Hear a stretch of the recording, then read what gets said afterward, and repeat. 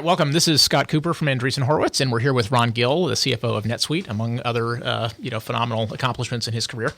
And we're going to talk a little bit about SaaS, and in particular, since we've got the benefit of Ron being here, a little bit of kind of the intersection and some of the differences potentially between how public companies think about SaaS and managing their businesses, and also kind of how private companies think about running it.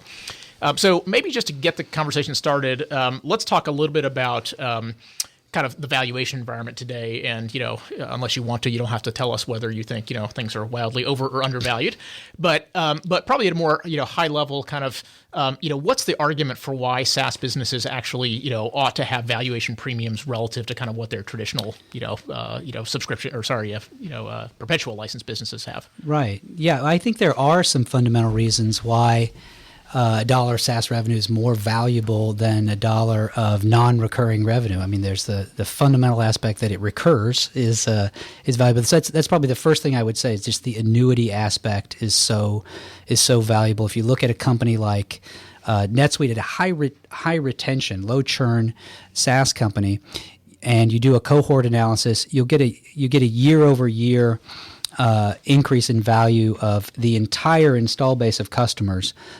So more than 100%. Even after attrition, after churn, a year later, the install base is worth more than it was the year before. And that means that acquiring a customer is a huge value. You're acquiring better than a perpetual annuity every time you acquire a customer. So that dollar of revenue that's on the P&L this year, this quarter, represents better than a perpetual annuity of that revenue, which is fantastic. So that's the first reason.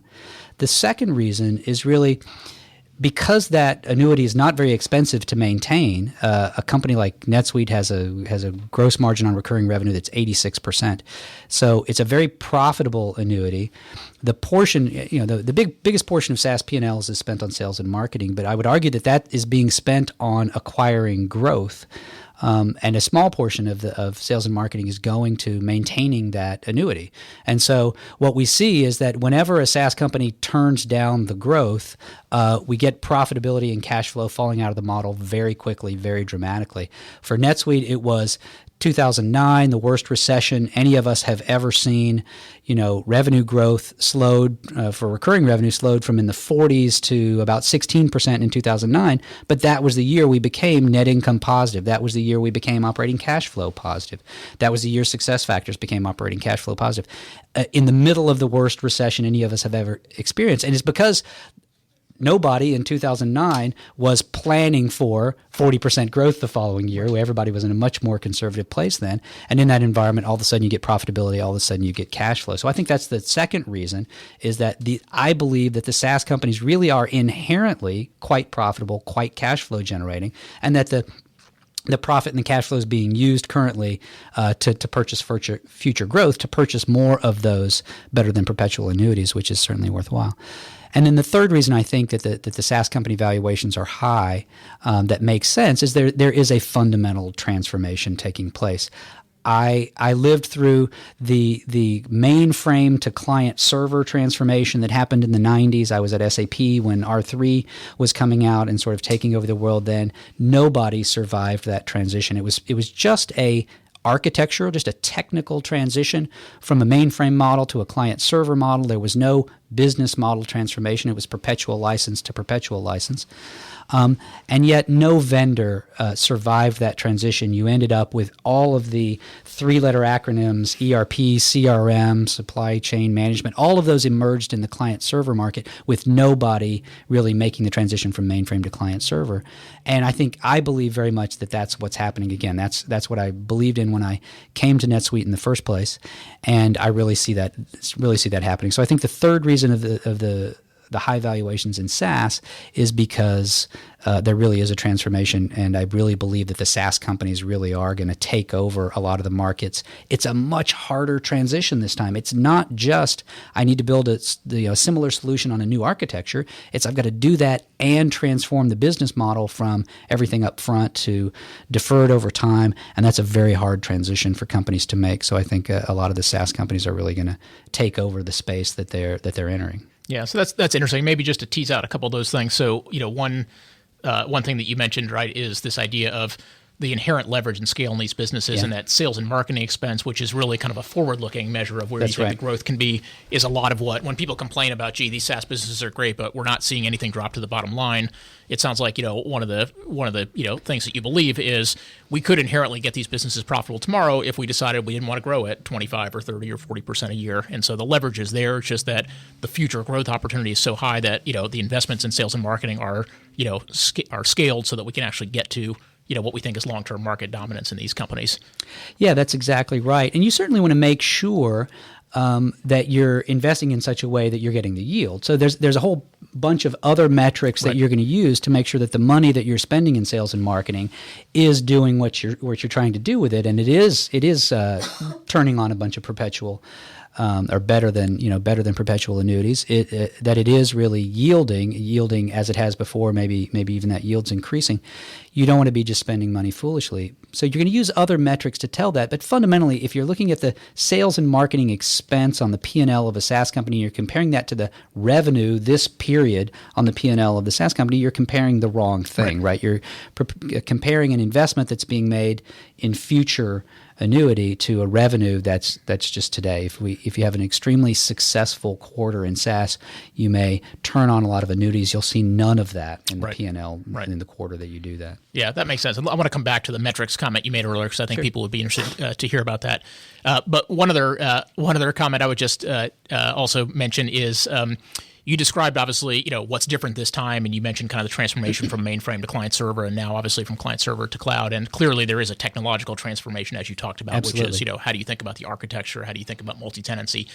The other thing which you alluded to also, which I think is happening also, is there's a difference in terms of how IT is purchased and deployed within companies that actually has a big ramification. So one of the things that we've talked, for example, with some of our companies about is, in the client server world, the gating item to deploying multiple applications in a company was how many applications could the IT organization support and deploy and integrate. And so because you had on-premise stuff, the IT organization really was the kind of gate, both from a budget perspective as well as an ultimate support perspective for in-house applications. And one of the things I think that people underappreciate on SaaS is we've eliminated one of those big gates, which is we've now said, look, you IT organization aren't responsible for the day-to-day management and kind of deployment of this application. And therefore, we can have, in theory, many more applications deployed in a enterprise environment than we had historically in the client server era.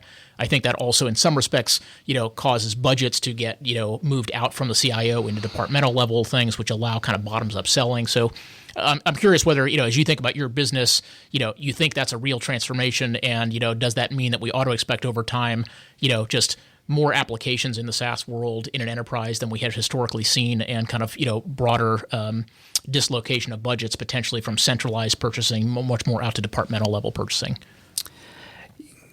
Fundamentally, yes. I think the phenomenon you're talking about is very real, and it really started with Salesforce, years ago, sort of emerging.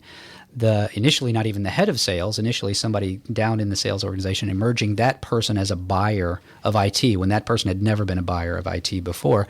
And they weren't before because they had to go through not just the CIO, but the CIO and the CFO together, and the CFO and the CIO together were probably the primary purchasers, and certainly the primary gateway you had to get through to purchase IT.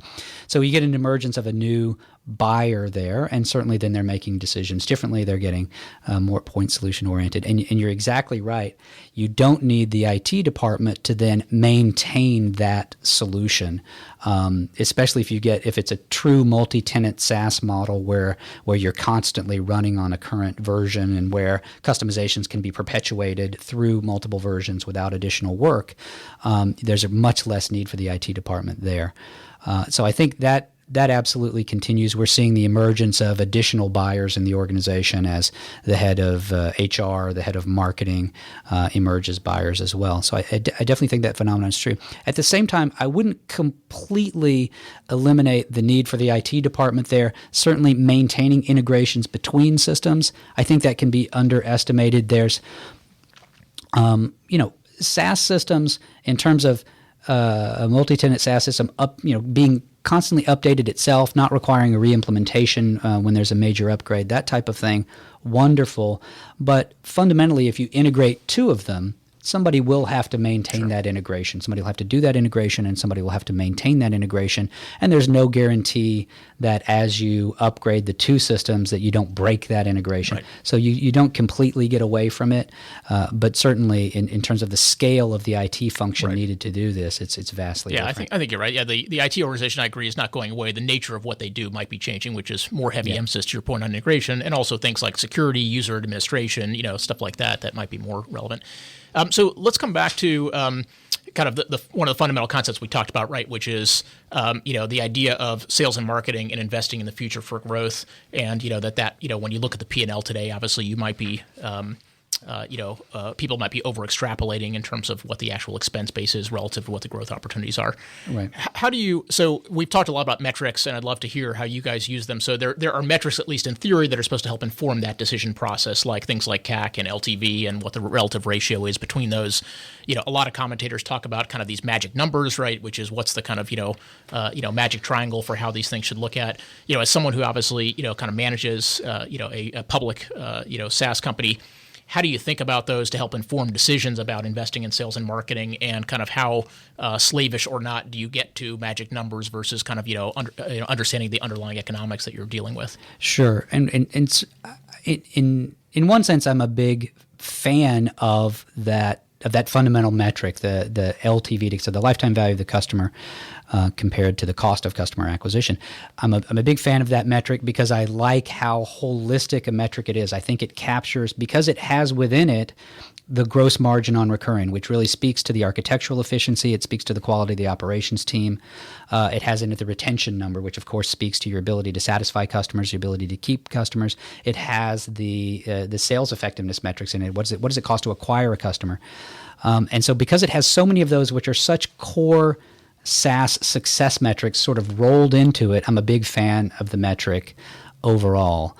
I'm not a giant fan of the absolutes. That the number if the number is this, to hit the accelerator. If it's this, slow down.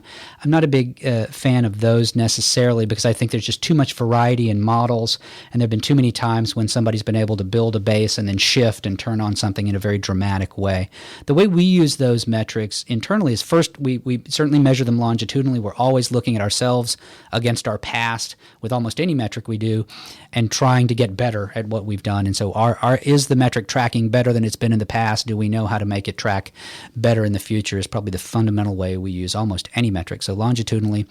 We also fairly regularly do a regression analysis on LTV to CAC. Again, because there's so many component pieces that drive it, I really want to understand if things have been getting better, why have they been getting better? Which one of the drivers has been the driver that's been driving that improvement? Our lifetime value of a customer has slightly more than doubled in the last 2 years at NetSuite. And if you looked at that for the last 2 years and did that regression analysis, you'd find a very different driver than if you looked in the sort of 2010 to 2013 period and looked at the drivers then. If you looked back in say 2009, 10, 11, you would have seen improving retention rate as being a dramatic driver in improving LTV to CAC.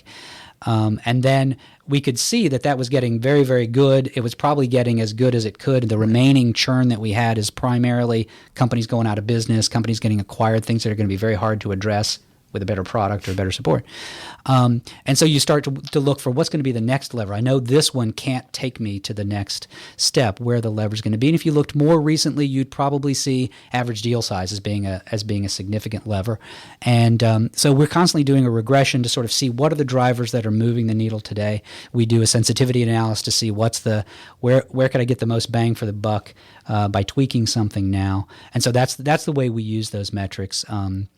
And I increasingly see private companies getting more and more sophisticated about these metrics, really using them internally a lot. I see the management teams, the boards having more experience with them, and I think they're just being more and more widely used. Right. The other way that they're very useful, of course, is segment analysis. If you've got very clear segments that you can separate in your business and look at this, it is very informative there about where the investment's yielding the best today. Right. Interesting. So what's interesting, and presumably, you've got the challenge, which is you're a public company, obviously. So all the things you're talking about are it's data and access that you have certainly internal to the company that you can use to manage the business, but presumably, you spend a significant amount of your time kind of managing, equity research analysts in the street.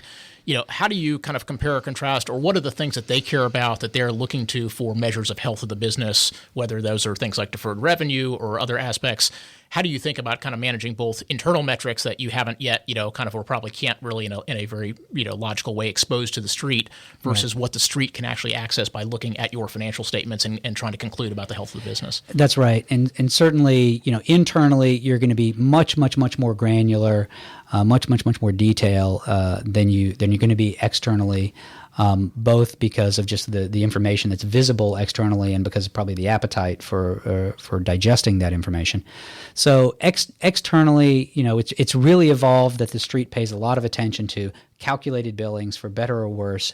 You're going to spend some time talking to the street about I spend a great deal of time talking to the street about why the calculated billings number is not very meaningful. Nobody pays any attention. Maybe just for the audience, maybe just give people a sense of kind of what calculated billings looks like and why the research analysts care about that number. Absolutely. So calculated billings is a number that research analysts can get from the public financial statements. They do it by taking the change in deferred revenue plus revenue, and in a completely stagnant booking billing environment, that would be a great approximation of billing. It wouldn't be a great approximation of booking necessarily, but a good approximation of billing. So they take that, and for SaaS companies like ourselves who don't provide a bookings number externally, they're going to use that as a proxy for the bookings number.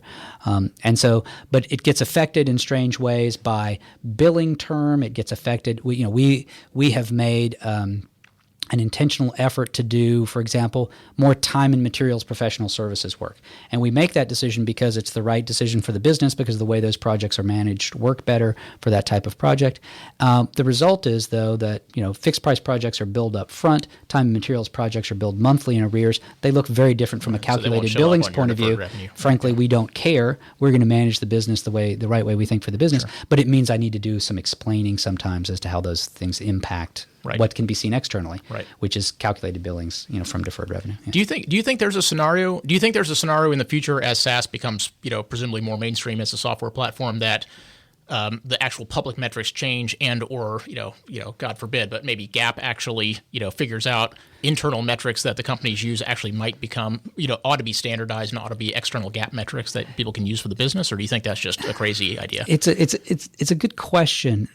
Certainly one of the challenges today, and there are some companies that publish some of what you would think of as SaaS metrics, whether that's ARPU, average revenue per customer, or a retention metric, or a cost of customer acquisition. There are some companies that publish those things. The real challenge is a lack of standardization of definition, right?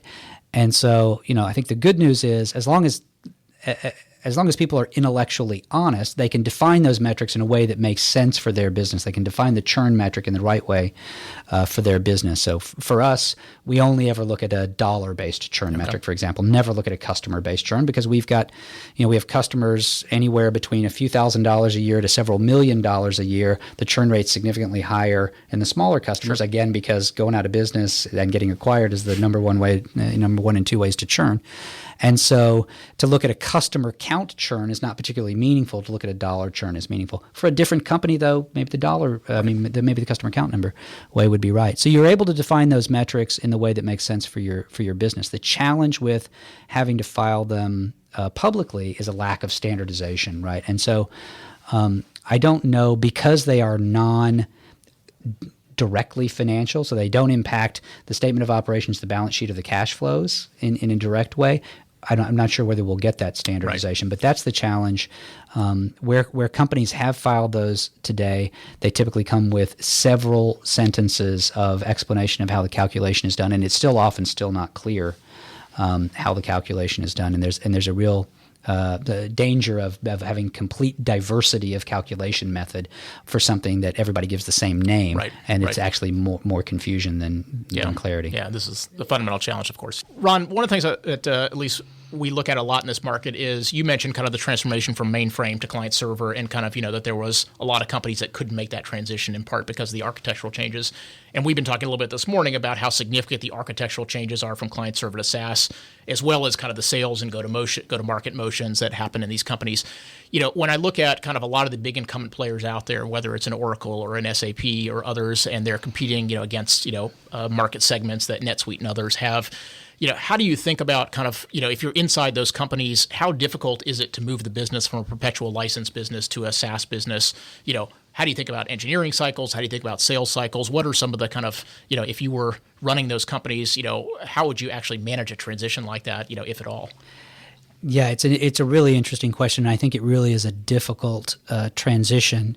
And it's funny because there's sort of two aspects of it. There's the engineering side. We need to rebuild a product, rebuild a functionality set in a multi-tenant SaaS model. And then having done that, we need to then transition the business to delivering that way instead of the old way.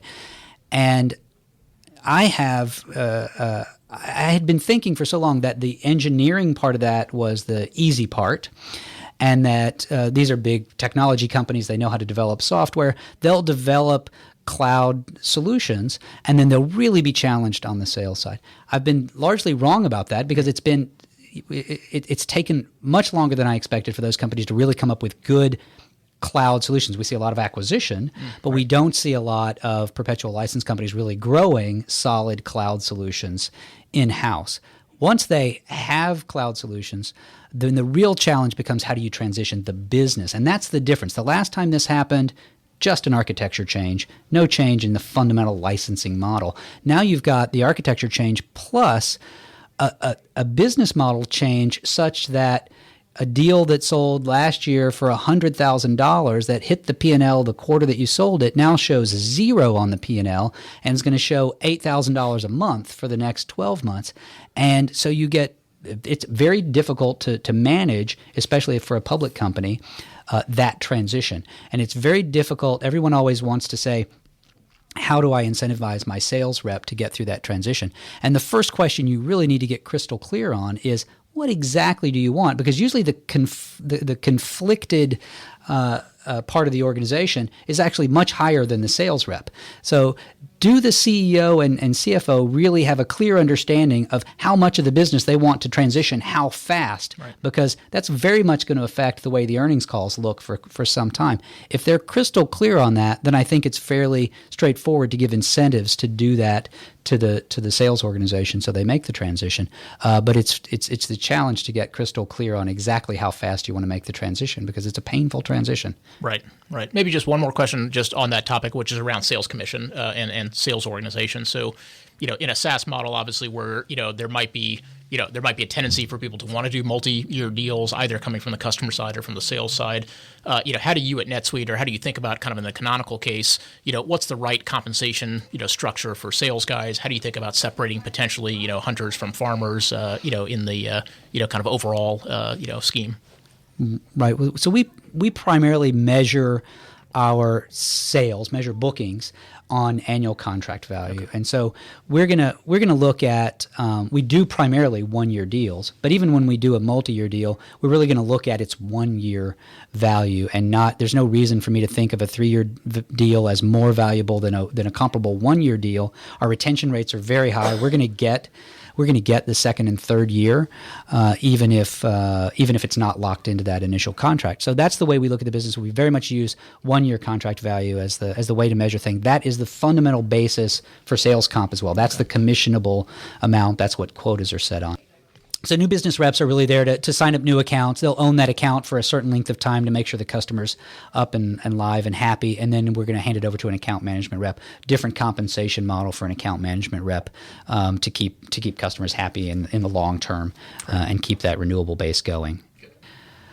I had one question for you, and that is, given some of the things that we've talked about and sometimes the challenges of getting the street to understand the SaaS model, the amount of time a public company CFO spends talking with the street, and some of the the difficulties of operating as a public company. I wonder what you guys are thinking. We are seeing private companies sort of stay private longer. We're seeing later and later rounds by what have traditionally been public company investors, the Fidelities of the world.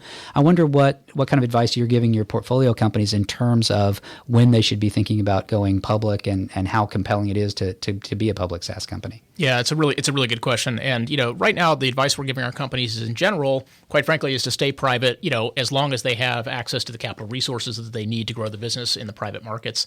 And I think the reason for that is a lot of the stuff you mentioned, which is it gives them the ability to think longer term. It gives them the ability to think about, CAC and LTV and other metrics that hopefully give them a broader base for growth without having to deal with some of the issues that you have to deal with in the public markets.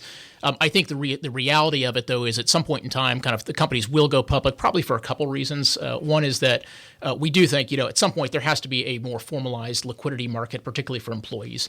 And what we see in the private markets today is you do see some kind of small tender offers that companies are doing where they're saying, gee, if you've been here for a couple years, we're going to let you once a year sell up to 10% of your stock at some predefined price. And, so we kind of take a little bit of the edge off and give people some liquidity. And I think that's a good interim solution. But my sense is at some point in time, you kind of probably have to have a more fully formed, liquidity opportunity for a broader employee set. And then the other area is, to the extent acquisitions are important for these companies, it's still very hard to do private-to-private acquisitions where, you spend so much time fighting about my relative value versus your relative value. And, the one thing that the public markets do well is, look, they give you a report card every day, right? So we know what the price is, and at least it does make it easier particularly if you're on the acquisition side, to think about acquisition. So those are really, I think, probably the most compelling drivers that will ultimately get people to go public. But I think the phenomenon we're seeing is something that's not going to go away for a long time, which is, as long as capital is available to the extent that it has been in the private markets, there's going to be a strong tendency for companies to stay private as long as they can. So cool. We're going to wrap for today. Thank you, Ron, again for spending time with us. This has been great, and hopefully we've demystified some of the SaaS questions people have out there. Thanks very much.